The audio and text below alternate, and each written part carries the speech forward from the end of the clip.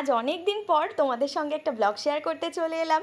আর এই মেঘ বৃষ্টির দিনে আমরা চলে গেছিলাম গ্রামের বাড়িতে। ওখানে গিয়েই সবার আগে বসলাম আড্ডা দিতে। সবাই সারাদিন মেঘ জমে থাকার পর রাত্রিবেলা এক ফালি চাঁদ উকি দিয়ে, আর এই ঘন কালো অন্ধকারের মধ্যে যদি খুব ভালো করে একটু নোটিশ করো, দেখবে একটু ছোট্ট ছোট্ট আলো দেখা যাচ্ছে। ওগুলো কিন্তু জোনাকি, যেগুলো খালি চোখে তো দেখাই যাচ্ছিল কিন্তু ক্যামেরাতে ধরা পড়ছিল না। আর সব ভাই বোনেরা একত্রিত হলে যা হয় আর কি। রাস্তায় ঘুরে আসার পর দেখি বাড়িতে চলে এসছে এরকম এক থালা মোমো, ফ্রাইড মোমো ছিল, তার সঙ্গে স্যুপ, তার সঙ্গে আবার এক থালা সস। এইটা সাজিয়ে নিয়ে সবাই মিলে আমরা খেতে বসছিলাম।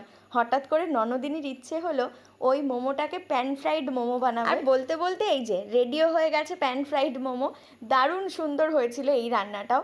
এরপরে আমরা সবাই মিলে বসলাম খেতে, আর খাওয়া দাওয়া হবে আজকে কলা পাতায়। গ্রামের বাড়িতে গেলে কিছু হোক আর না হোক, খাওয়া দাওয়াটা সবাই মিলে এক জায়গায় বসে এইভাবে গোল করে খাওয়া হয়, যেটাই আমার সব থেকে ভালো লাগে।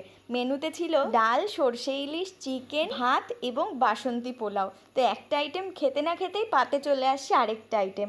কাকিমা খুব যত্ন করে সবাইকে খাওয়াচ্ছিল। কাকিমা রান্নাঘরে ভীষণ ভালো, প্রত্যেকটা আইটেম এত এত সুন্দর খেতে হয়েছিল।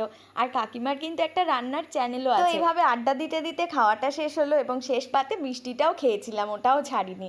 আর তারপর সব শেষে বাড়ি যাওয়ার সময় হয়ে গেছে সবার।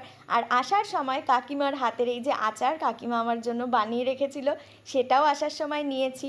ওদিকে ঠাকুমা জোর করে একটা কাঁঠাল দিয়ে দিয়েছে। এদিকে বাড়িতে লেবু হয়েছিল অনেকগুলো, কাকু আবার লেবু ছাড়াও আসতে দেবে না। ঘরে সব মিলে বাড়ির আম, কাঁঠাল, লেবু দিয়ে ডিগি ফুল করে নিয়ে আমরা বাড়ির দিকে রওনা দিলাম। আমার বুড়ো সোনা,